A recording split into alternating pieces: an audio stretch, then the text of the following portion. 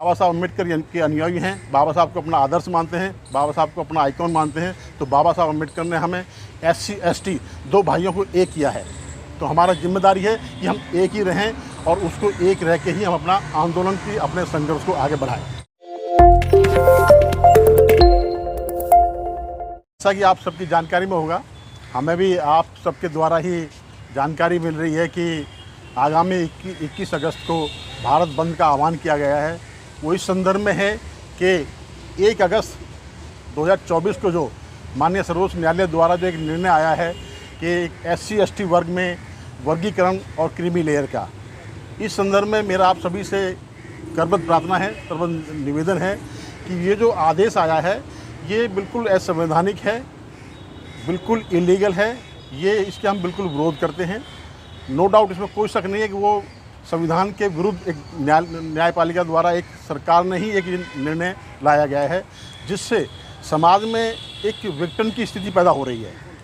अब बात आती है कि जो कुछ साथियों ने आगामी 21 तारीख को जो भारत बंद का आह्वान किया हुआ है, उसमें मेरा उन सभी साथियों से निवेदन है, मैं उन सब साथियों के जज्बात को, उन साथियों की चेतना को सैल्यूट करता हूं। साथ ही साथ उन सब से ये आग्रह भी करता हूं कि वो किसी भी तरह का असंवैधानिक कार्य ना करें, कोई तोड़फोड़, किसी तरह की कोई मतलब इस एक अराजकता में इस बंद को ना करें।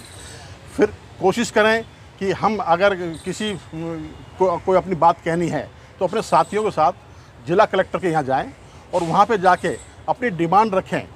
डिमांड क्या रखें कि देश में जो सफाई कर्मचारी वर्ग है हमारा, जिसका इस ठेकेदारी प्रथा के द्वारा एक शोषण किया जा रहा है, उस शोषण को बंद करके देश की तमाम जितनी भी सफाई कर्मचारी के पद हैं वो सब सरकार के द्वारा परमानेंट उसकी नियुक्ति की जाए और उनको पूरा हक दिया जाए उनका। क्योंकि ठेकेदारी प्रथा के अंदर उस व्यवस्था को लाके खासकर जो हमारा सफाई कर्मचारी वर्ग है उसके साथ ये शोषण हो रहा है। इस शोषण को रोकने के लिए वो जिला कलेक्टर को अपना ज्ञापन दें और सरकार को इसके लिए बाध्य करें कि इस तरफ कदम उठाए। इसके साथ साथ अगर वो इस आरक्षण में जो वर्गीकरण की बात करते हैं, जहाँ तक आरक्षण की बात है, देखिए आरक्षण तब मिलेगा ना जब आरक्षण के लिए पद होंगे। जब सरकार में पद ही नहीं होंगे तो आरक्षण का क्या लाभ है। इसलिए इस आंदोलन को उस तरफ भी ले जाएं कि जो भारत सरकार की जो पहले जो संवैधानिक संस्थाएं थीं, जो सरकार के अंदर थीं, सरकार के द्वारा संचालित थीं, उन सब के अंदर जितने भी स्वीकृत उसमें पद थे, उन पदों को दोबारा पुनः राष्ट्रीयकरण करके उन पदों को सर्जित किया जाए। फिर आगे की आरक्षण की जो प्रक्रिया है उसको लागू किया जाए।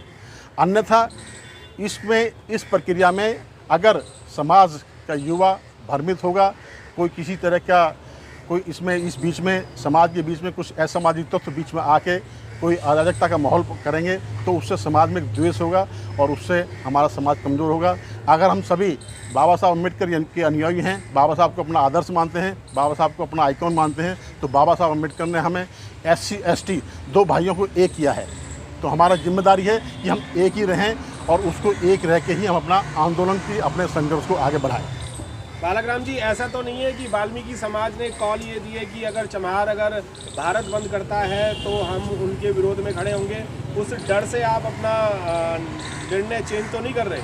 नहीं, देखिए ये कोई ऐसा कुछ नहीं है कि वाल्मीकि समाज ने इस तरह कोई थ्रेड किया हो या इस तरह कोई घोषणा की हो। ऐसा वाल्मीकि समाज से कोई अभी नहीं हुआ है।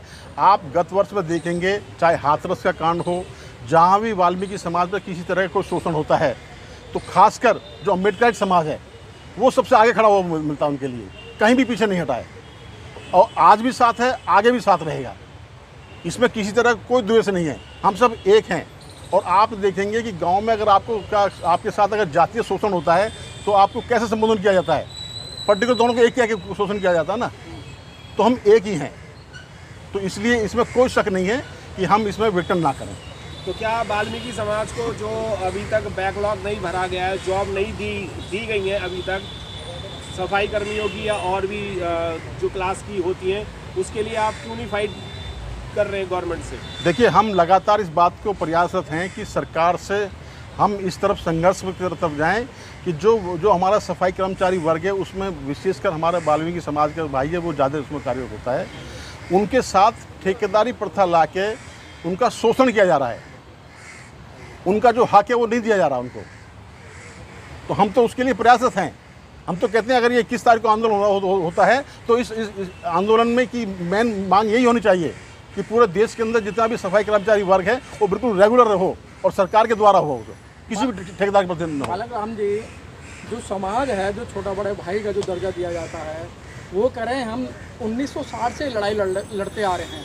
2024 में अगर सुप्रीम कोर्ट ने ये निर्णय दे दिया है तो मेरे बड़े भाई क्यों ऐतराज़ कर रहे हैं? क्या आपको कोई ऐतराज़ है? नहीं, देखिए हमारा उस फैसले पे हमारा ऐतराज़ क्या है। उस फैसले पे हमारा ऐतराज़ ये है कि अगर आपको वर्गीकरण करना ही है तो जो सुप्रीम कोर्ट के जजेस हैं वो क्यों पीढ़ी दर पीढ़ी जज बने आ रहे हैं, आप उनका वर्गीकरण करिए। जो संसद में विधायिका में जो बैठे हुए हैं, मतलब पीढ़ी दर पीढ़ी चले आ रहे हैं, उनमें आप वर्गीकरण करिए। पहले तो वहाँ होना चाहिए ना। बड़ी मुश्किल से बाबा साहब अम्बेडकर के द्वारा बनाए हुए संविधान से ये समाज एकजुट हुआ है, तो इस समाज में दरार डालने की कोशिश ना करें। ये SC ST के रिजर्वेशन में क्लासिफिकेशन करना चाहते हैं, चलो हम मान लेते हैं करना चाहते हैं, पर आप ये भी तो बताओ कि ये जो जनरल की सीटें हैं वहाँ ब्राह्मणवाद को क्लासिफिकेशन क्यों नहीं कर रहे हैं? सबसे ज़्यादा सीटें ब्राह्मणवाद खाता है उसमें, तो ये जो RSS है उसमें क्लासिफिकेशन शुरू कर दे, हम अपना क्लासिफिकेशन कर लेंगे।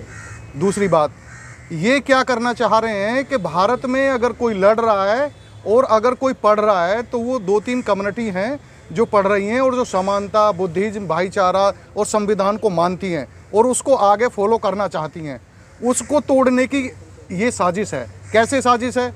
अभी क्या करेंगे, ये क्लासिफिकेशन की जो बात कर रहे हैं, अभी ये सीटें निकालेंगे SC रिजर्वेशन में, और जो जातियां पढ़ ही नहीं रही हैं वो उनका क्वालिफाई का एक सिस्टम है, वहाँ क्वालिफाई कर देंगे। अब वो उससे क्वालिफाई कर ही नहीं पाएगा। अब जब बंदा क्वालिफाई नहीं कर पाएगा तो उस सीट पे लिख देंगे कि उम्मीदवार उपयुक्त नहीं मिले और उनको जनरल में काउंट कर देंगे। तो उसको जो ना ब्राह्मणवाद, हमारी रिजर्वेशन की सीटों को भी ब्राह्मणवाद खा जाएगा।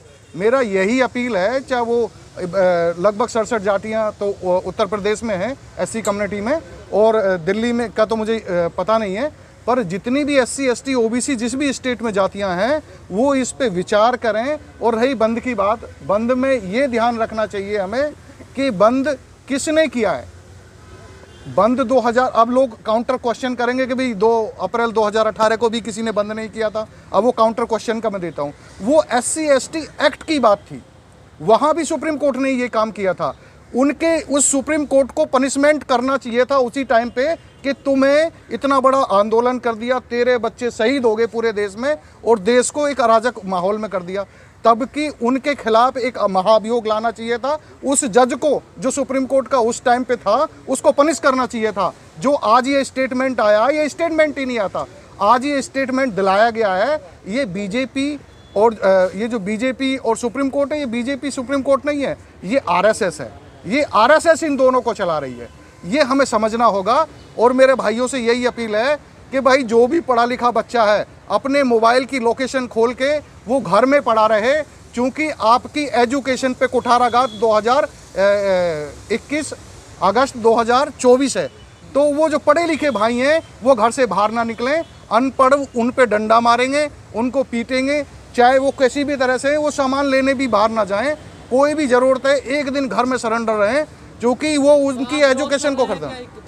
नहीं, मैं विरोध नहीं कर रहा हूँ भारत बंद का, पर भारत बंद का नहीं है कि भारत बंद हो, बिल्कुल नहीं, भारत बंद हो, पर भारत बंद कैसे हो? आपकी क्या इंडस्ट्री है, आपकी क्या दुकानें हैं, आपके क्या ट्रांसपोर्ट हैं, आपका क्या है? कैसे भारत बंद करोगे? आप लठ लेके दूसरे को भारत बंद करवाओगे, ये संविधान का खुला उल्लंघन है। और संविधान किसने दिया? हमारे बाप दादों ने। तो आप अपने बाप दादों का उल्लंघन कर रहे हो क्या?